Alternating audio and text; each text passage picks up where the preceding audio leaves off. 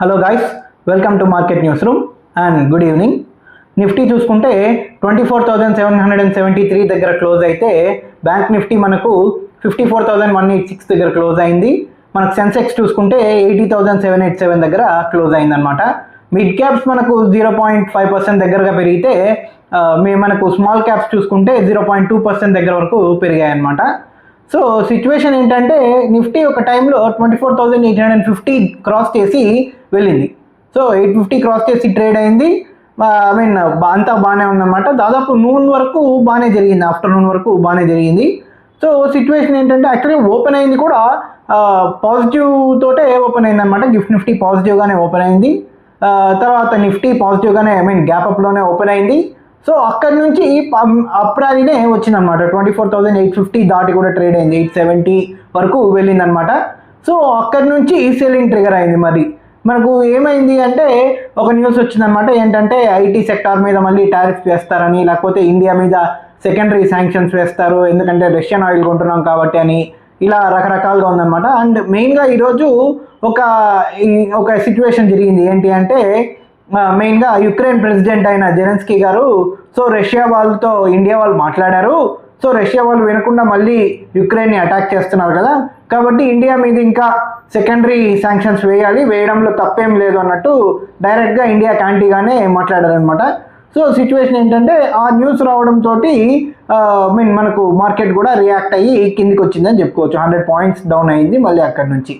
So ఏమవుతుందంటే ప్రతిసారి Nifty పైకి వెళ్ళడము, పైకి వెళ్ళిన తర్వాత సెల్లింగ్ ట్రిగర్ అవ్వడము, అక్కడి నుంచి మళ్ళీ కిందికి వచ్చి ఏ పొజిషన్లో ఓపెన్ అయిందో ఆల్మోస్ట్ అదే పొజిషన్లో క్లోజ్ అవ్వడము జరుగుతుంది. సో సిచ్యువేషన్ ఏంటంటే మనకు 24,800 దాటి వెళ్ళి నిలబడితే 25,000 అటెంప్ట్ చేస్తుంది ఖచ్చితంగా అని చెప్పుకోవచ్చు. సో సిచ్యువేషన్ ఏంటంటే మనం ఇదివరకు లాస్ట్ వీడియోస్లో మనం చెప్పుకున్నాం అనమాట. ఒక ట్రేడ్ ఇచ్చాం మనం. ఏంటంటే 24,770 తర్వాత అది సస్టైన్ అవుతే అక్కడ నుంచి 24,830కి వెళ్ళే ఛాన్స్ ఉంటుందని మనం ఒక ట్రేడ్ని అయితే సజెస్ట్ చేసాము. సో అది ఈరోజు వర్కౌట్ అయిందనమాట. 24,775 దగ్గర నుంచి దాదాపు 24,826, 827 ఆ రేంజ్ వరకు నిఫ్టీ కరెక్ట్గా వచ్చింది. ఎవరైనా పొజిషన్స్ పర్ఫెక్ట్గా తీసుకుని ఉంటే మనకు పర్ఫెక్ట్గా ట్రేడ్ పర్ఫెక్ట్గా అయ్యే ఛాన్స్ ఉండేదన్నమాట. సో బాగా జరిగిందని చెప్పుకోవచ్చు మనము. సో ఏ సెక్టార్స్ ఈరోజు పాజిటివ్గా మూవ్ అయ్యాయి అని చూసుకుంటే మెయిన్గా ఆటో సెక్టార్ అనమాట. ఎందుకు ఆటో సెక్టార్ ఇంకా ర్యాలీ అవుతుంది?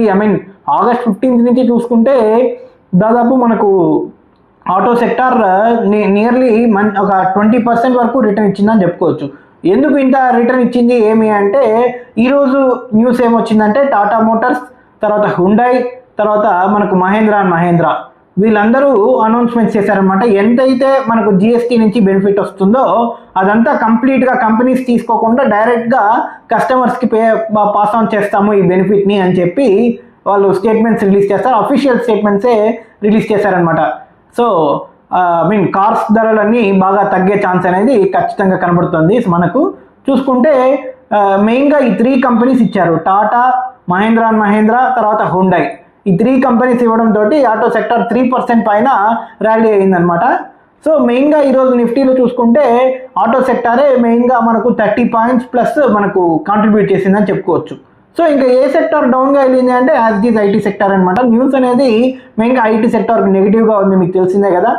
సో ఐటీ సెక్టార్ అనేది మనకు నెగిటివ్గా ఉంది. ఐటీ సెక్టార్ దాదాపు 60 పాయింట్స్ ప్లస్ మనకు నిఫ్టీ డౌన్ సైడ్ వెళ్ళేటట్టు పాయింట్స్ కాంట్రిబ్యూట్ చేసింది అనమాట. అంటే నెగిటివ్ పాయింట్స్ని కాంట్రిబ్యూట్ చేసింది. సో సిచ్యువేషన్ ఏంటంటే ఐటీ సెక్టార్ బాటమ్ అవుట్ అయ్యింది అని అంతా అనుకున్నారు. యాక్చువల్గా మీకు గుర్తుంటే లాస్ట్ వీక్ నేను చెప్పానమాట. ఏమని అంటే IT sector almost bottom out అయ్యే స్టేజ్కి వచ్చింది. ఇక్కడ నుంచి ఇంకా ఫర్దర్ ఏదైనా డిప్స్ వస్తే మీరు అక్యుములేట్ చేసుకోండి అని చెప్పి నేను సజెషన్ ఇచ్చాను. సో ఇప్పుడు కూడా అదే సజెషన్ మీదే నేను ఉన్నానమాట. ఎందుకంటే ఐటీ సెక్టార్ ఇక్కడ నుంచి ఒకవేళ పడినా మళ్ళీ బాటమ్ అవుట్ అయ్యి అప్ సైడ్ వచ్చే ఛాన్సే ఉందన్నమాట. ఒకేసారి బల్క్లో తీసుకోకుండా కొద్దిగా అక్యుములేట్ చేసుకోమని నేనైతే సజెస్ట్ చేస్తాను.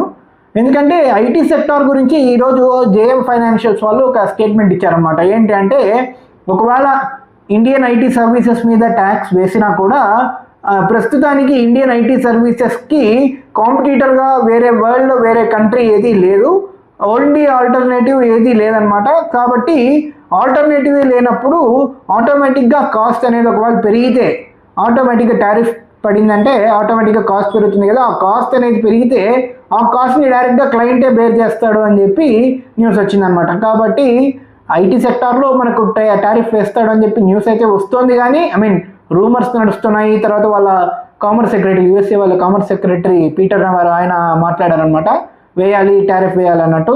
సో వాళ్ళు వేస్తారా అంటే స్టిల్ నేను డౌట్ఫుల్గానే చెప్తాను. ఎందుకంటే మన ఐటీ సర్వీసెస్కి ప్రస్తుతానికి ప్రపంచంలో మరో ఆల్టర్నేటివ్ లేదనమాట. కాబట్టి ఎలా మూవ్ అవుతుందనేది చూడాలి. సో ఓవరాల్గా ఈరోజు ఏ సెక్టార్స్ బాగా ర్యాలీ అయ్యాయి అని చూసుకుంటే ఆటో, తర్వాత రియాలిటీ, తర్వాత మెటల్ అండ్ మ్యానుఫ్యాక్చరింగ్, ఈ 4 సెక్టార్స్ మనకు ర్యాలీ అయ్యాయి అనమాట. సో నెగిటివ్గా ఏ సెక్టార్స్ వెళ్ళాయి అని చూసుకుంటే ఐటీ, హెల్త్ కేర్, తర్వాత కన్జ్యూమర్ డ్యూరబుల్స్, ఈ 3 మనకు నెగిటివ్గా మూవ్ అయ్యాయని చెప్పుకోవచ్చు. మెయిన్గా గెయిన్ అయిన టాప్ గెయినర్స్ ఏమి అని చూసుకుంటే మోటార్స్ సెక్టార్లోనే ఉన్నాయన్నమాట. టాటా మోటార్స్, మహేంద్ర. తర్వాత మనకు మెయిన్గా చూసుకుంటే ఈ ఆటో సెక్టార్ మెయిన్గా మనకు పనిచేసింది. తర్వాత నెగిటివ్ మనం చూసుకుంటే ఏ సెక్టార్ నెగిటివ్గా వెళ్ళిందంటే ఈరోజు మోటార్ సెక్టార్, ఆటో సెక్టార్ అయినప్పటికీ ఫోర్స్ మోటార్స్ ఈరోజు నెగిటివ్గా మూవ్ అయిందని మనం చూసుకోవచ్చు. సో ఎలా చూసుకున్నా మెయిన్గా మనకు ఐటీ సెక్టార్ షేర్స్ బాగా నెగిటివ్గా వెళ్ళాయన్నమాట. యాక్చువల్గా ఐటీ సెక్టార్ అనేది పాజిటివ్గా ట్రేడ్ అయింది, కానీ మళ్ళీ ఎప్పుడైతే ఆ న్యూస్ వచ్చిందో యుక్రెయిన్ ప్రెసిడెంట్ అలా మాట్లాడాడో అక్కడి నుంచి అగైన్ మార్కెట్ రీబౌండ్ అయ్యి వెనక్కి తిరిగి ఎక్కడ స్టార్ట్ అయిందో ఆల్మోస్ట్ అదే సిచ్యువేషన్కి వచ్చింది.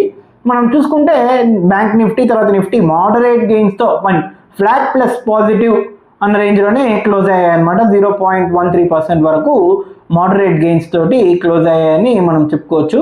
సో మెయిన్గా నిఫ్టీ పైకి వెళ్తున్న ప్రతిసారి డ్రాగ్ చేస్తుంది మాత్రం ఐటీ సెక్టర్ అనమాట. ఈసారి లాస్ట్ వీక్ కూడా ఇలాగే జరిగింది, మళ్ళీ కూడా ఇలాగే జరుగుతుంది అనమాట. సో సిచ్యువేషన్ ఏంటంటే ఇప్పుడు 24,800 కిందే ఉంది. అగైన్ రేపు కూడా మళ్ళీ ఎలా ఉంటుందో చూడాలి. యాక్చువల్గా ఎందుకంటే ట్రంప్ గారు మాత్రం మొన్న వీకెండ్లో మనం చూసుకుంటే ఆయన ఇండియాకి సంబంధించి మోడీ మాకు బెస్ట్ ఫ్రెండే, స్లైట్ డిస్టర్బెన్సెస్ ఇప్పుడు ఈ ఆయిల్ కొనడం వల్ల నాకు నచ్చలేదు, అదొక్కటే ప్రాబ్లం, కానీ ఇండియాతో మాకు మంచి ఫ్రెండ్షిప్ ఉంది అది ఇది అని చెప్పి ఆయన పాజిటివ్గానే మాట్లాడారు. సో ఆయన పాజిటివ్గా మాట్లాడారు కదా అని చెప్పి మార్కెట్ కూడా పాజిటివ్గానే ఓపెన్ అయింది. సో మధ్యాహ్నం వచ్చేసరికి అగైన్ వాళ్ళ కామర్స్ సెక్రటరీ ఇలా మాట్లాడారనమాట. సో ఆయన యుక్రెయిన్ ప్రెసిడెంట్ కూడా అలా మాట్లాడేసరికి మార్కెట్ అంతా కిందికి వచ్చింది అగైన్ మరి చూసుకుంటే.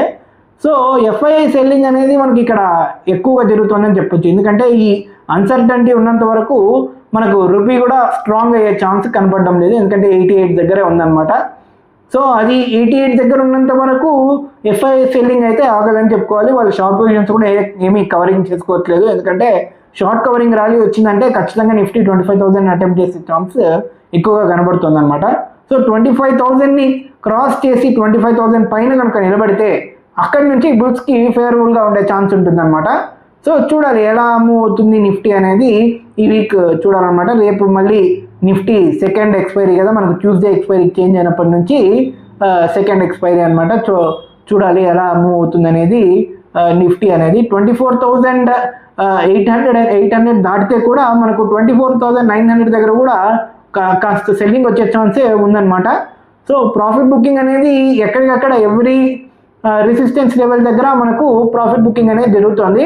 సో 24,900 దగ్గర జరగచ్చు, అగైన్ 25,000 దగ్గరికి వెళ్తే మీకు గుర్తుంటే ఈ జిఎస్టీ రేట్ కట్ ర్యాలీ వచ్చినప్పుడు మనకు దాదాపు 24,970, 24,980 వరకు వెళ్ళి అక్కడి నుంచి ఒక్కసారిగా హ్యూజ్ ప్రాఫిట్ బుకింగ్ జరిగి మనకు కిందికి డైరెక్ట్గా ఎంత ఎక్కడ స్టార్ట్ అయిందో నిఫ్టీ అక్కడికే వచ్చి ఆగిన సంగతి మీ అందరికీ తెలిసిందే.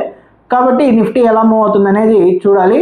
మెయిన్గా మనకు చూసుకుంటే mid caps and small caps ఇవి కంటిన్యూగా పాజిటివ్గా మెల్లిగానే మూవ్ అవుతున్నాయి, కానీ పాజిటివిటీ మూవ్ అవుతుందన్నమాట. ఇంకా మెయిన్గా మనకు మిగతా సెక్టార్స్ సంబంధించి ఏమైనా మిగతా న్యూస్ ఏమైనా ఉందా అని చూసుకుంటే మ్యానుఫ్యాక్చరింగ్ సెక్టర్ కూడా ఈరోజు అప్ మూవ్ ఉంది. దీనికి కారణం ఏంటంటే మనకు సెమీ కండక్టర్ సెక్టార్ మీకు తెలిసిందే కదా, మనకు సెమీ కండక్టర్ మ్యానుఫ్యాక్చరింగ్ బాగా ఫుల్ స్వింగ్లో ఉందన్నమాట. సో ఇది మన కంట్రీని ఫ్యూచర్గా డిసైడ్ చేస్తుంది అన్నట్టు పిఎం మోడీ గారు మనకు మాట్లాడుతున్నారు. సో ఎలా మూవ్ అవుతుంది అనేది ఆ సెక్టార్లో ఇన్వెస్ట్ చేయాలనుకుంటే ఖచ్చితంగా ఇన్వెస్ట్ చేసేవాళ్ళు మంచి కంపెనీస్ని, ఫండమెంటల్స్ ఉన్న కంపెనీస్ని సజెస్ట్ చేసుకుంటాను. జాగ్రత్తగా చూసుకొని ఫండమెంటల్స్ మంచిగా ఉండే కంపెనీస్లోనే ఇన్వెస్ట్ చేయండి. అండ్ మనకు మెయిన్గా చూసుకుంటే మంచి ప్రైస్లోనే ఇన్వెస్ట్ చేయండి, అంతేగాని ప్రైస్ని కూడా ఖచ్చితంగా చూడమని సజెస్ట్ చేస్తాను. టెక్నికల్స్ లేకుండా వెళ్ళొద్దు, డైరెక్ట్గా నెక్స్ట్ ఇంకా పెరుగుతుందని వెళ్ళొద్దు. మీరు ర్యాలీ అయ్యి కొనొద్దు అని చెప్పి, ర్యాలీని పాస్ అవ్వద్దు అని చెప్పి నేను సజెస్ట్ చేస్తాను. ర్యాలీ వెళ్తున్నప్పుడు సర్టన్ అప్ మూవ్ దాదాపు ఒక 15% 20% ర్యాలీ వచ్చింది అంటే అక్కడి నుంచి ఖచ్చితంగా కరెక్షన్ వచ్చే ఛాన్స్ ఉంటుందన్నమాట. కాబట్టి ఎట్టి పరిస్థితుల్లో కరెక్షన్ వచ్చేంత వరకు వెయిట్ చేయండి, అంతే తప్ప వెంటబడి కొనొద్దని అయితే నేను సజెస్ట్ చేస్తానన్నమాట. సో మనకి ఇంకొక న్యూస్ ఏంటంటే లేటెస్ట్గా జపాన్కి సంబంధించి జపాన్ ప్రైమ్ మినిస్టర్ ఆయన రాజీనామా చేశారనమాట. సో లేటెస్ట్గా కొత్త ప్రధానమంత్రి ఆయన వస్తున్నారు.